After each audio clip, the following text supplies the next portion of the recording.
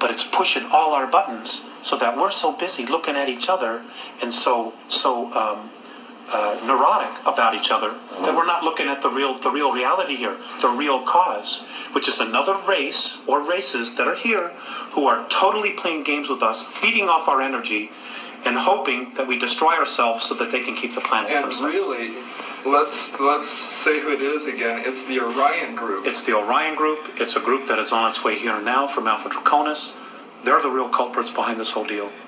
Alpha Draconis or Orion, or both those? Alpha Draconis, they're the real culprits behind this whole thing. Above the Orion Group? Yes. Okay. Yes. So then there's Orion, the Orion Group, then you've got the Greys. So, there are several stories behind the origins of the reptilians. Before we get into that, understand that the existence of extraterrestrials, or whatever you want to call them, we do not know everything just from what was left behind. Artifacts, ancient texts, ancient structures, historical figures, fossils. In other words, what we have found leaves things open for speculation. So when you're listening to someone discuss these subject matters, myself included, anyone discussing reptilians, there are really two types. Those who are not sure, and those who are so sure that they express this as if what they are saying is in fact a fact. How many times have you heard someone, a well-known author, theorist, journalist, whistleblower, researcher, discuss aliens as if they lived with them for 50 years? Some of these people seem to know too much. But at the end of the day, it does not matter, because you will ultimately make up your own mind as to what is the truth. With all that said, this is the Draco star system, the Dragon. Yes, I know this is going to sound like I'm talking about a comic book, but I'm going to try my best to stick to the basics. And this is an actual star system which, for many of you, is already understood. It is the 8th largest constellation and can be seen in the northern sky all year. The reason it is called the Dragon is because the constellation is entangled in the stars like a slithering snake or serpent.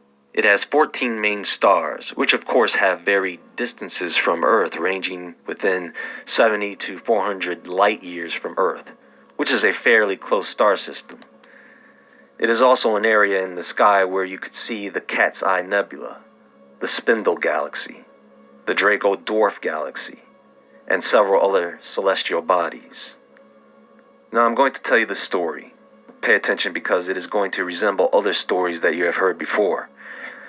I don't want to get into all the different races of aliens, but apparently there are many races of aliens, and these races seem to have a structured hierarchy, very similar to what we already are familiar with. They have founders and councils, a royal class, a warrior class, a working class. Now, as the universe was being created, before Earth was created, there existed amongst other alien races the Carians. Yes, it is exactly what you think. Bird people. And if you think that's bizarre, the parent race to the Carians is the feline race. Of course. The home of the Carians is the Orion constellation. There goes that name again. So these beings were etheric in nature, but needed to take physical form in order to live on one of the paradise planets in Orion. They chose the form that today we call a bird, but not all of them. Some of the Carians chose to remain what they were. Now these Carians who descended to the planet learned a little trick from the felines. Genetic manipulation of species. Are you with me so far? They mingled their genetics with the genetics of the reptile species that was living on the planet at that time, giving birth to the humanoid dinosaur super monster, the Alpha Draconian. Well, folks, I guess that answers our questions about dinosaurs. So this Alpha Draconian race is described as being a very monstrous type being, 18 to 25 feet tall, about 15 to 1800 pounds, the head of a dinosaur, the body of a man with claws, wings, and a tail. They have 2 hearts and a very large liver. They can live up to anywhere in the neighborhood of 1,000 to 4,000 years. Fast, extremely intelligent, extremely psychic, and extremely dangerous.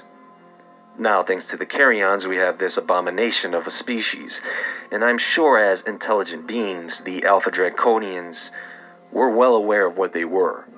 I could see how they would see themselves as monsters compared to their creators. I could see how that would bring the inner monster out of any intelligent humanoid life form.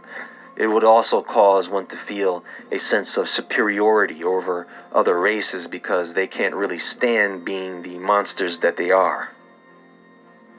So what happened was, the Carrions left the Draconians, and the Draconians were left to start taking over and conquering worlds, using the knowledge and technology gained from the Carrions. The Draconians then went on to create other reptilian and non-reptilian races. For example, the Greys. And these Draconians are responsible for the shape-shifting, government-manipulating, blue-blooded, underground-dwelling, child and negative energy-eating race that is suspected to be living among us today. Now, of course, that is just the short version of the story, but you get the picture. And you have probably heard that story before. It's in Genesis. In fact, the biblical scriptures has many references to monsters and dragons, lions, the ancient Egyptians, the ancient Greeks, serpents, ancient Sumer, serpents, and India, serpents, dragons, China, dragons everywhere, ancient Native Americans. This is one big planet of dragon worshippers. I'm not kidding.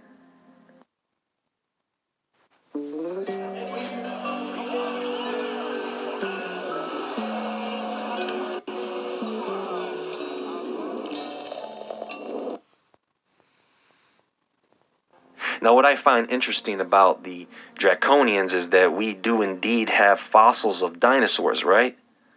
Look at the T-Rex. What is that? Looks like a freaking dragon to me.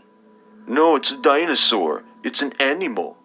Okay, there are dangerous, large, predatory animals, crocodiles, large cats, bears, sharks. Those are animals. This is a monster. How intelligent do you think a creature like that would be? What if they were not just dumb animals? I mean, you have to ask yourself, aside from animals that we know exist today, these dinosaurs are strange. There is something not quite right about some of their species. They don't seem to fit quite right in this world. Maybe it is not that reptiles came from dinosaurs, but maybe dinosaurs came from reptiles? So what we may have among us today are several species or races of humanoid reptilians and their descendants in human form. For example, some theorize that the Lacerda reptile is the ancestor to many of the reptilian races born here. Some only carry the blood, others can shapeshift. Some live underground, some are amphibious, which is a reference to mermaids and mermen, and the reptilian agenda is, of course, domination and dominion, control of the masses. These beings not only believe that they are better than us, they believe that they are rightfully the owners of this planet, and we are nothing but food, cattle. Now, when you go to research reptilians, you will find an entire library on the subject, not just a few books, but endless texts about the subject that go back as far as recorded history. And whether we believe reptilians exist or not, that representation of serpent people, the dragon, is a part of our history and culture. And it does affect our lives, as we often don't realize exactly what it is we are doing. How many people you think died in the name of some reptilian god? Or do you think they were chopping people's heads off every day at those pyramids in Central America? I mean, the serpent is a medical symbol, for goodness sakes. Who came up with that bright idea? And we still use that symbolism almost religiously. Why? This is representing the path up to God through serpents. We have ritualistic shaman dancing with snakes. I don't know why people like dancing with snakes. It is strange. Better yet, look at East Asia. The dragon is heavy in their culture. I mean, deeply embedded. They name food after it, and we love it. We do. Now, why is it that we enjoy watching children with dragons? The never-ending story, Pete's Dragon, How to Train the Dragon. You get the picture. I'm sure you could name a few yourself. So the idolatry of serpents is definitely all around us. The serpent has slithered its way into almost every mythological or religious narrative there is. Why? Many of us, in fact, believe it was a serpent that started all our problems today. I would say that there is something to this reptilian matter. But what is it? I gather most of you should have a basic understanding of fallen angels and how they descended to earth and mingled their seed with that of humans and animals, or something of that nature. And today the fallen angels are working behind the scenes to further their agenda. So wait a minute. Are they working with the reptilians like some idiot human would? Do they even get along? I don't think there is enough room for the both of them. Folks, you can't tell me there are evil reptile aliens and demons. That's too crazy, you can't have both. So I am just going to assume that these reptilians and what people have been seeing and what people have been contacting are all the same type of beings.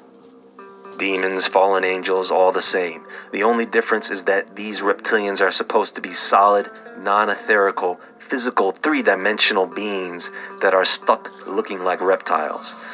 But don't evil spirits have the ability to take any desired form? I mean, the way people described shape-shifting reptiles sounds like some kind of possession. Go to any researcher or author on the subject of reptilians, and you know some names, and look at how certain they are, how comfortable and confident they are discussing the subject.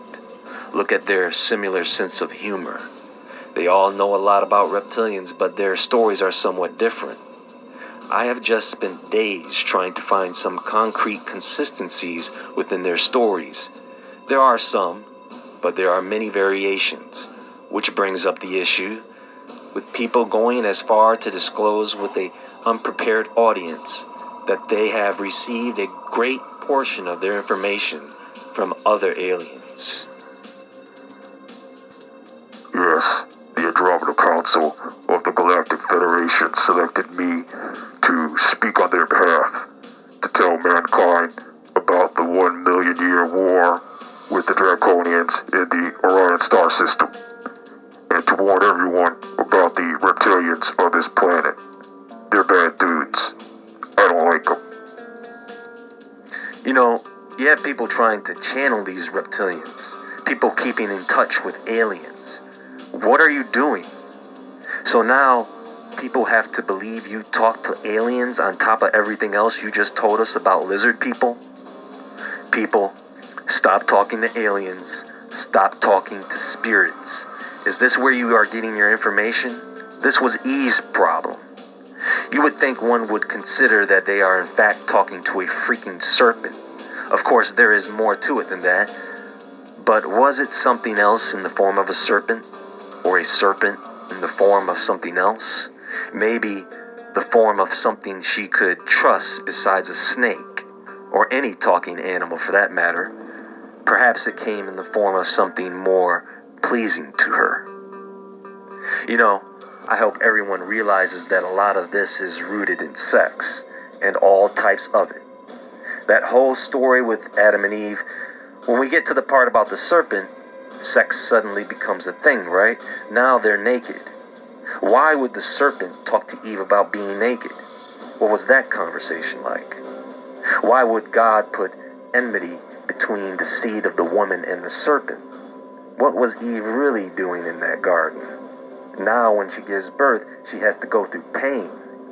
What if I told you that the serpent from the garden is not who you think it is, but the same Mount Hermon serpent or rebel angel who seduced the other angels to come here and take wives? Do you know what you really need to know about reptilians, folks? Or should I say the dark entities around us?